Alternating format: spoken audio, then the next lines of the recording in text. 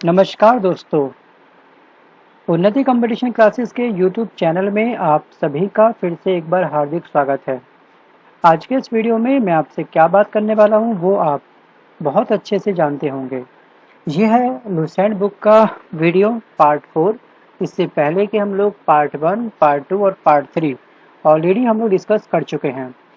इस वीडियो में हम बात करेंगे लुसेंट बुक के बारे में, उसकी समरी के बारे में, उसके इम्पॉर्टेंट फैक्ट के बारे में जो आपके एग्जाम के पॉइंट ऑफ व्यू से काफ़ी इम्पॉर्टेंट होंगे।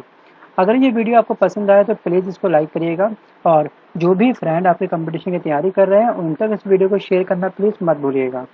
चलिए शुरू करते हैं। पार्ट 4 में होगा केवल और केवल शैव धर्म के बारे में। देखिए, भगवान शिव की पूजा करने वाले को क्या कहते थे? शैव। एवं शिव से संबंधित धर्म को शैव धर्म कहते थे।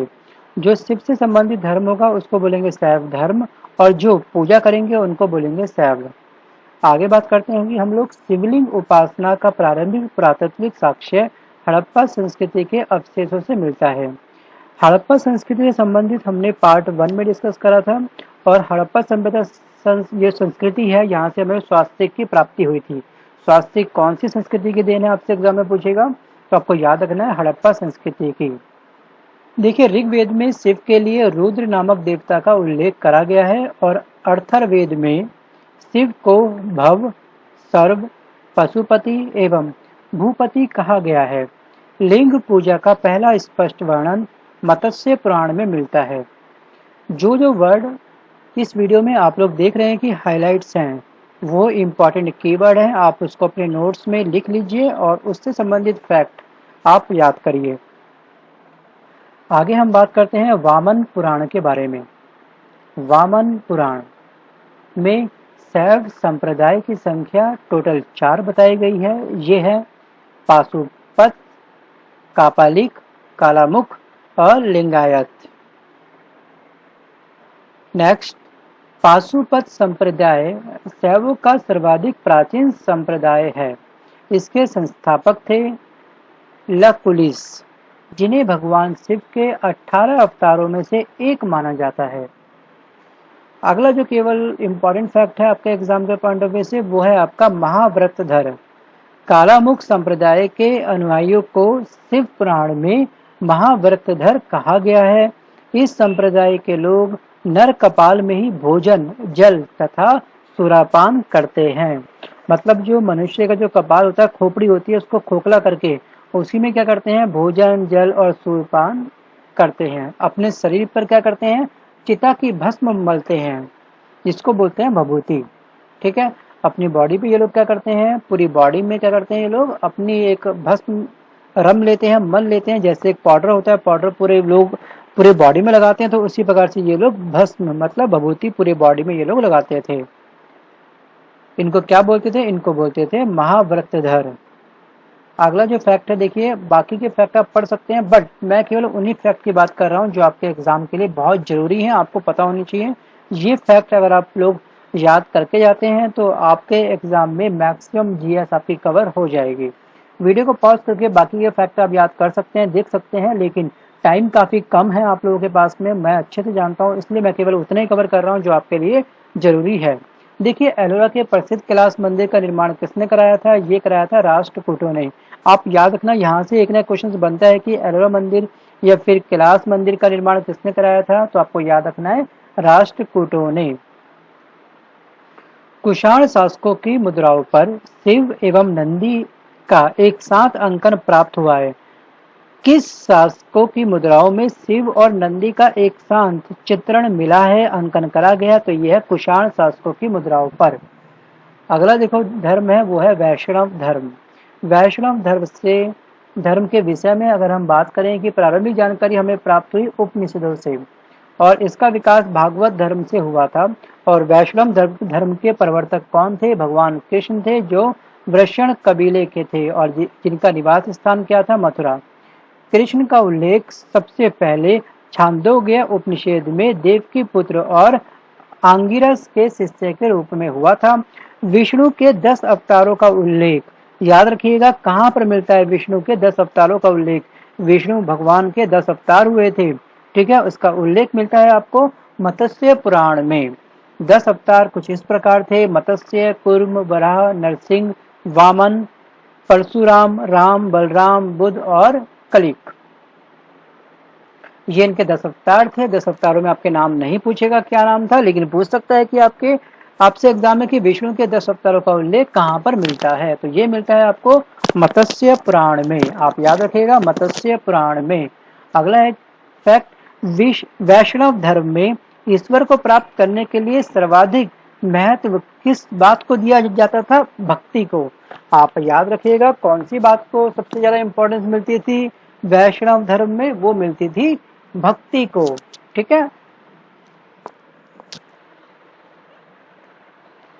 अब बढ़ते हैं हम लोग थोड़ा सा और आगे।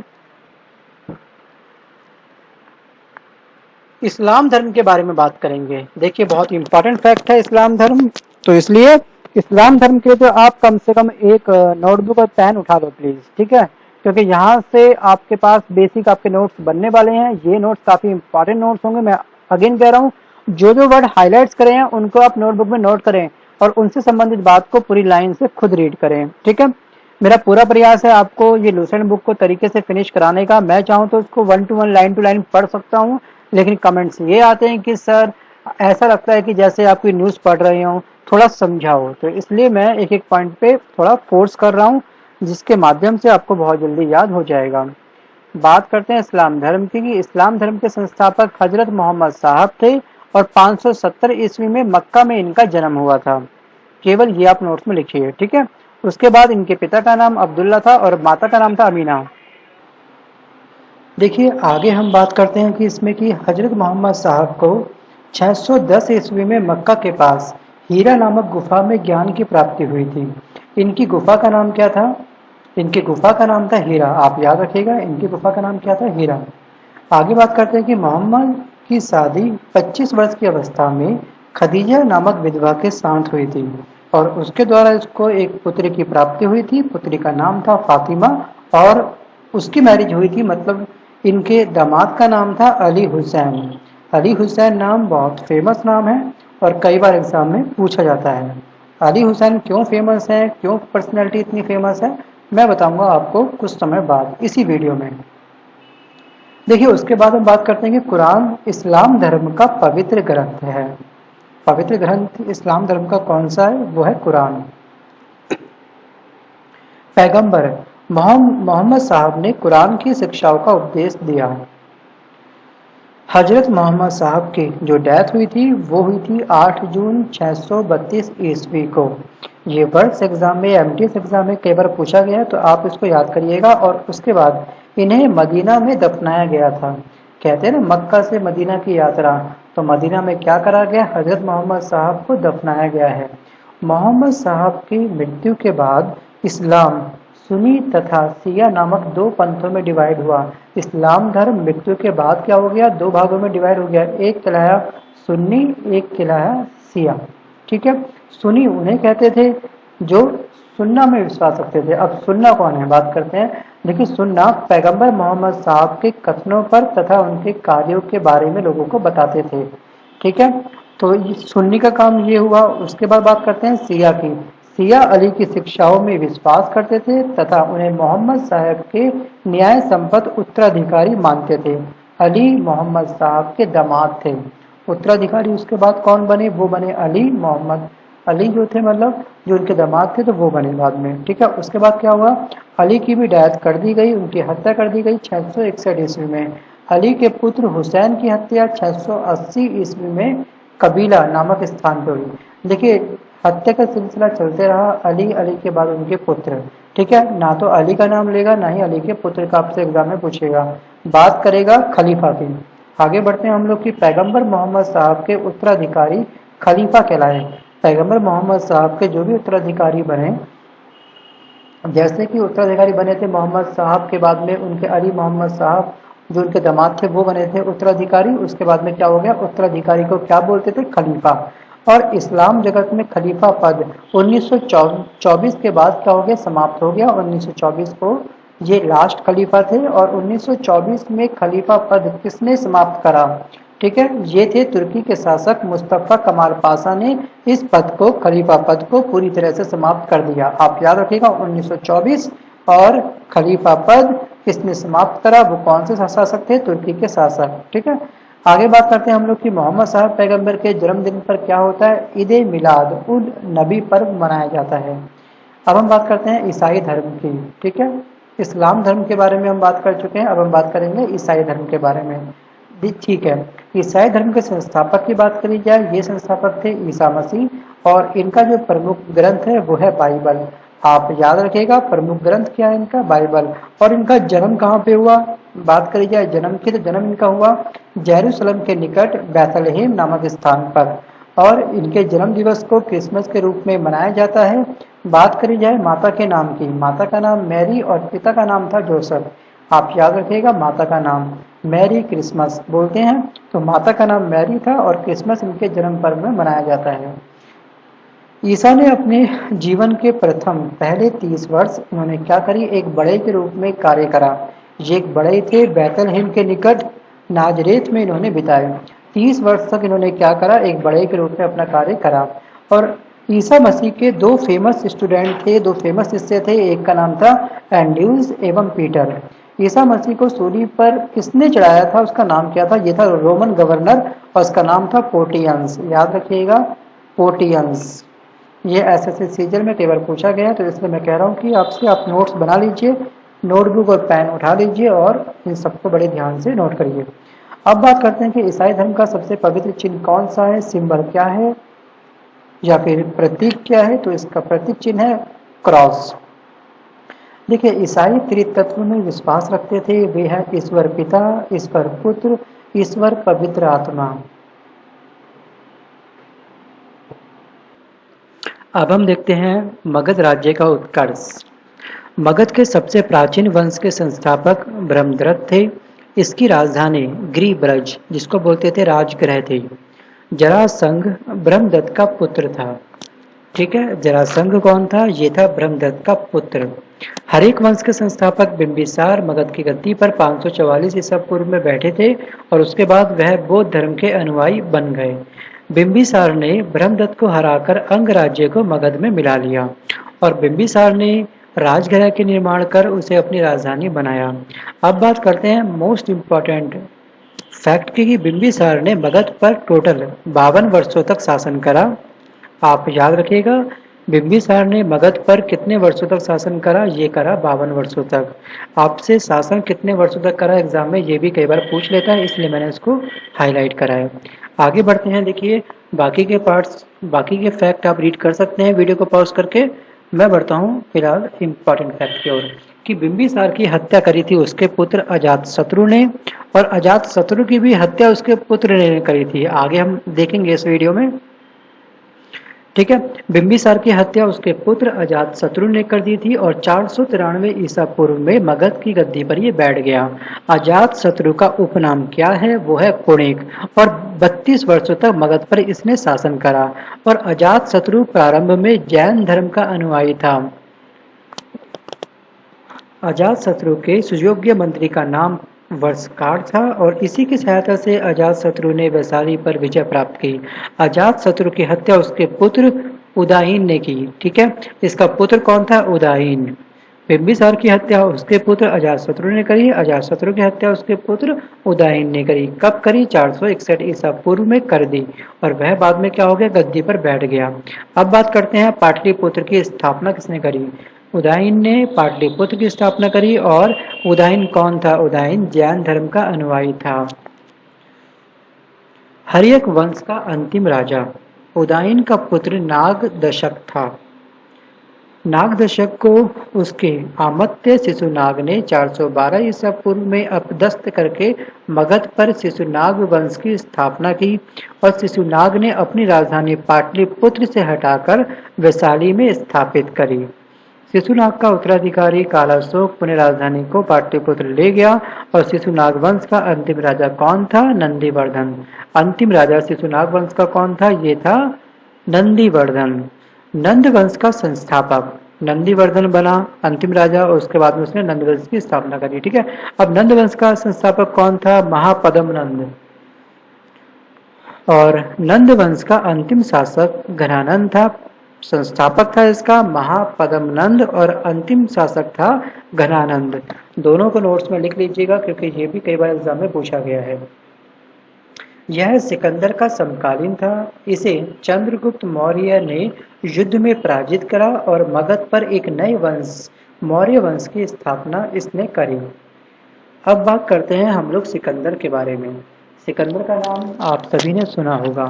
सिकंदर का जन्म की बात करी जाए तो इसका जन्म हुआ था 1365 ईसा पूर्व में और पिता का नाम था फिलिप। आप याद रखिएगा, फिलिप। और इस सिकंदर अरस्तु का शिष्य था। इनके गुरु का नाम क्या था? सिकंदर के गुरु का नाम पूछा जाए तो ये थे अरस्तु। अरस्तु और सिकंदर दोनों का नाम बहुत जरूरी है। अगर इस पॉइंट के बारे में हम बात करें सिकंदर के बारे में तो अरस्तु का नाम भी एग्जाम में कई बार पूछा जाता है, तो इसलिए याद रखिएगा सिकंदर अरस्तु के शिष्य थे या अरस्तु क्या थे? सिकंदर के गुरु थे। सिकंदर ने भारत विजय का अभियान 326 ईसा पूर्व में प्रारंभ किया और सिकंदर का सेनापति सेल्यूकस निकेटर था।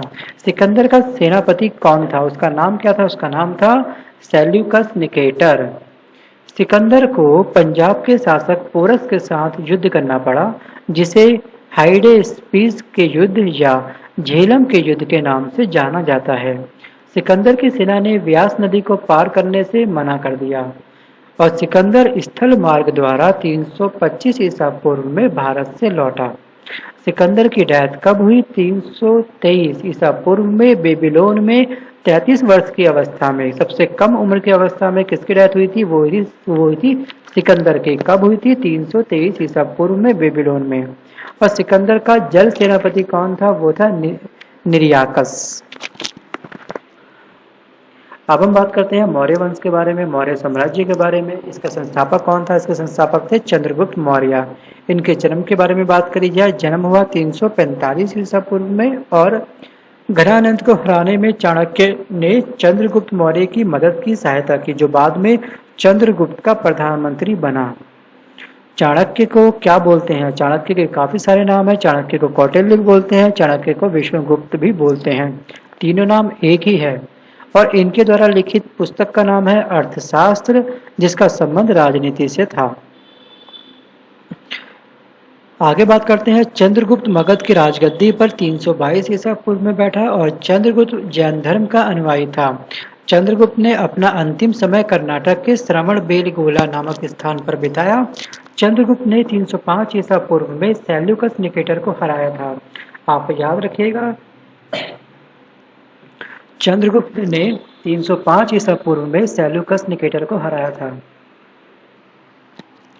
अगला जो फैक्ट है वो है कि चंद्रगुप्त मौर्य ने जैनी गुरु भद्रभाव से जैन धर्म की दीक्षा ली थी।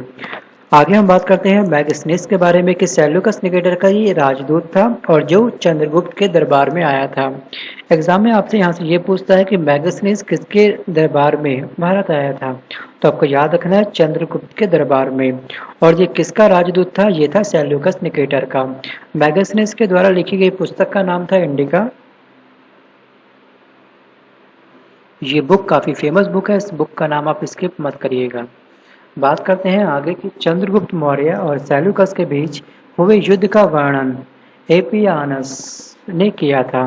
प्लूटार्क के अनुसार चंद्रगुप्त ने सेल्यूकस को 500 हाथी उपहार में दिए थे।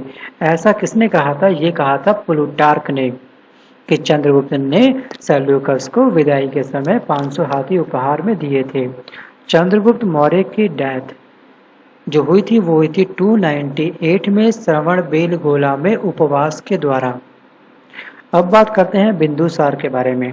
बिंदुसार के बारे में अगर हम लोग काफ़ी बात करें तो बेकार होगा, लेकिन हम केवल उसी फैक्ट के बारे में बात करेंगे जो इम्पोर्टेंट होगा। चंद्रगुप्त मौर्य का उत्तराधिकारी कौन बना? बिंदुसार हुआ और 298 ईस्वी में मगध की राजगद्दी पर यह बैठा। अमित्र घात के नाम से बिंदुसार जाना जाता है। बिंदुसार का एक दूसरा नाम भी है जिसकी जो नाम है अमित्र घात। अमित्र घात का अर्थ होता है शत्रु का विनाश करने वाला, शत्रु विनाशक। बिंदुसार आजीवक संप्रदाय का अनुयायी था।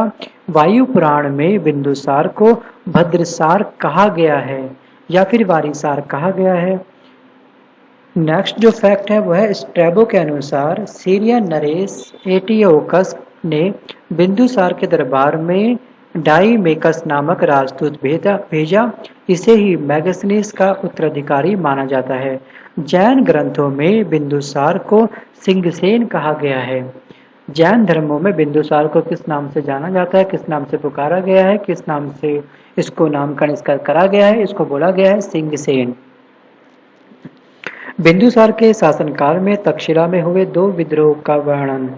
इस विद्रोह को दबाने के लिए बिंदुसार ने पहले सुसीम को भेजा और उसके बाद में भेजा अशोक को। देखिए बिंदुसार जो था वो अशोक को बिल्कुल भी अच्छा नहीं मानता था। क्यों? क्योंकि इसके स्किन पर बहुत सारे ब्लैक ब्लैक कलर के स्पॉट थे, दाने थे पूरी बॉडी में। और सुसीम जो था काफी सुंदर था दिखने में। वो चाहता था बिंदुसार की सारा साम्राज्य वो सुसीम को दे, इसका भाई था ये।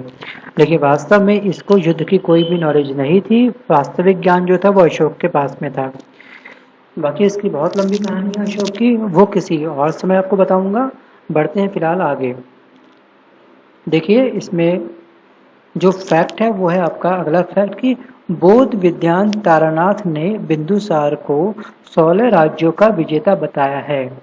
बिंदुसार को 16 राज्यों का विजेता किसने बताया है, उसका नाम क्या है? उसका नाम है तारानाथ। और ये कौन थे? ये थे बौद्ध विद्वान।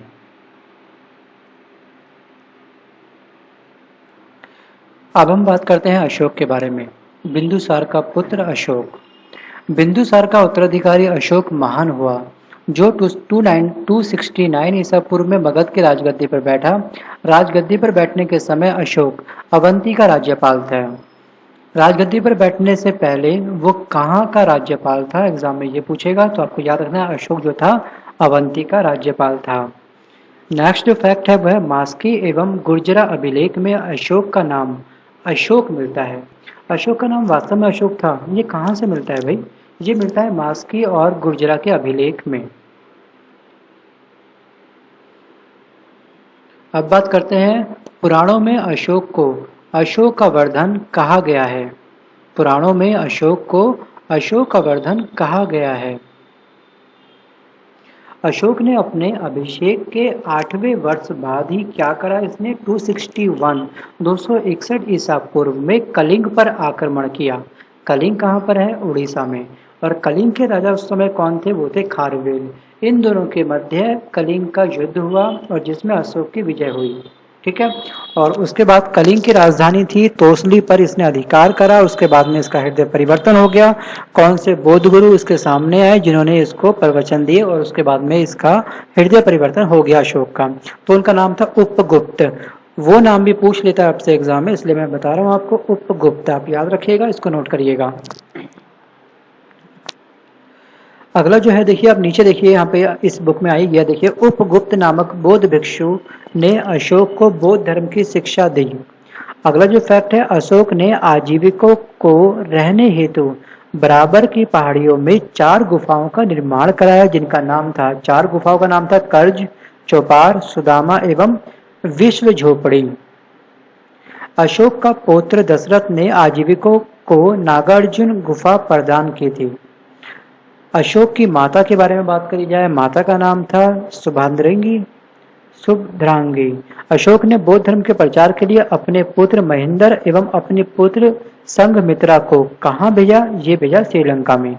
भारत में शिलालेख का प्रचलन सबसे पहले शिलालेख शिला पर लिखी गई लेखनी वो किसने स्टार्ट करी थी? वो करी थी अशोक ने। किसने करी थी? अशोक ने। और अशोक के शिलालेख आप याद रखिएगा, टोटल कितनी लिपि हैं इसके अशोक की? यह है ब्राही, खरोष्टी, ग्रीक और अरमाइक। यहाँ से बनता है आपका रीजनिंग में कभी कभी ये क्वेश्चन दे देता है कि इसमें से ऑड छाटिए, विषम क्या है। आपको 3 लिपि का नाम देगा, बाह्य, खरोष्टी और ग्रीक, और चौथी कुछ और देगा। ऐसा हुआ है 2012 के सीजल एग्जाम में। ये जीएस में नहीं बल्कि ये क्वेश्चन आया था आपका रीजनिंग में। तो इसलिए आपको ये चारों लिपि याद रखनी है, इसको नोट कर लीजिए और अपनी नोटबुक में, और इसको टाइम से रिवाइज करना।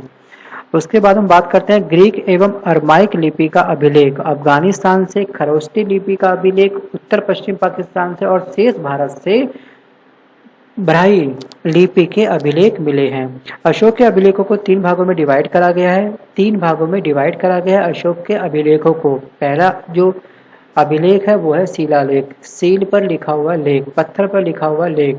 स्तंभ लेख, एक स्तंभ बनाया, एक पोल बनाया, उस पर एक लेख लिखा, उसको बोलते हैं स्तंभ लेख। एक गुहा लेख। तो ये 3 लेख थे। अशोक के शिलालेख की खोज सबसे पहले जो करी थी वो करी थी 1750 ईस्वी में। वो करी थी आपका पाद्रेटी फैनथेलर ने। ठीक है, ये करी थी 1750 में। इनके अनुसार शिलालेख की संख्या क्या थी? 14 थी, 14 थी, लेकिन ये पढ़े नहीं गए, शिलालेख को रीड नहीं करा गया, तो इसलिए इनका नाम छिप गया। किनका नाम? फैनथेलर का नाम छिप गया। अशोक के अभिलेख पढ़ने में जो सफल व्यक्ति रहा, पहली सफलता जो प्राप्त हुई वो प्राप्त हुई 1837 में। वो किसने रीड करा? ये करा जेम्स प्रिंसप ने।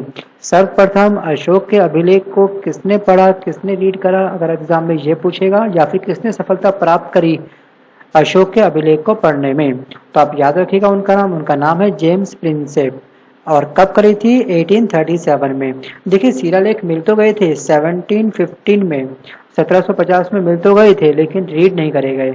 रीड किसने करे? ये करे जेम्स प्रिंसेप ने। इसलिए ये दोनों ही फैक्ट काफी इंपॉर्टेंट फैक्ट है। अब बात करते हैं अशोक के प्रमुख शिलालेख और उनमें वर्णित विषय क्या क्या थे उनके बारे में। देखिए जो शिलालेख जो पहला था उसमें जो अशोक ने निंदा करी वो करी पशु बलि की निंदा। पशु की हत्या करना बहुत बुराई वाला कार्य है, ये पहले शिलालेख में उसने लिखा। दूसरा शिलालेख में इसने वर्णन करा, अशोक ने मनुष्य एवं पशु दोनों की चिकित्सा व्यवस्था का उल्लेख किया। जब हम दूसरा शिलालेख पढ़ते हैं तो हम उसमें पाते हैं कि अशोक ने आदमी मतलब मनुष्य और पशु दोनों की चिकित्सा का व्यवस्था करी थी अपने शासनकाल में। उसके बाद हम बात करते हैं, देखिए तीसरा, चौथा, पांचवा, छठा इतने इम्पोर्टेंट नहीं है। मैक्सिमम इम्पोर्टेंट है आपका 7वां और 8वां शिलालेख। इनमें अशोक की तीर्थ यात्राओं का उल्लेख है। किसमें? यह है आपका 7वां और 8वां। उसके बाद हम बात करते हैं 11वें अभिलेख के बारे में, 11वें शिलालेख के बारे में। इसमें धम्म की व्याख्या करी गई और 12वें शिलालेख में इसमें स्त्री महापात्रों की नियुक्ति एवं सभी प्रकार के विचारों के सम्मान की बात करी गई थी। 13वां शिलालेख काफी इंपॉर्टेंट शिलालेख है। 13वां शिलालेख में इसने कलिंग युद्ध का वर्णन करा, किस प्रकार से उसका हृदय परिवर्तन हुआ, कौन से गुरु या कौन से भिक्षुक उसके सामने आए, उन्होंने क्या क्या प्रवचन दिए, ये सब की सब स्टेटमेंट हमको मिलती है अशोक के 13वें शिलालेख में। यहाँ से एक क्वेश्चन बनता है आपके एग्जाम में, चाहे आप एमटीएस का एग्जाम दे रहे हो, एलडीसी का एग्जाम दे रहे हो, सीएचएस का एग्जाम दे रहे हो, सीजीएल का एग्जाम दे रहे हो, सीपीयू का एग्जाम दे रहे हो, एसआई का एग्जाम दे रहे हो, कोई भी एग्जाम क्यों ना दे रहे हो, तो 13वां शिलालेख आप याद कर लीजिए अभी तुरंत वीडियो को पॉज करके। बात करते हैं 14वें शिलालेख के बारे में। अशोक ने जनता को धार्मिक जीवन बिताने के लिए प्रेरित किया कि हर मनुष्य को अपना एक धार्मिक जीवन व्यतीत करना चाहिए। अब बात करते हैं कि अशोक के स्तंभ लेखों की संख्या कितनी है। शिलालेखों की संख्या कितनी थी ये हमने देखी, टोटल मिलाकर के 14। अब बात करें स्तंभ लेखों की संख्या कितनी है? 7, जो केवल और केवल ब्राह्मी लिपि में लिखी गई है।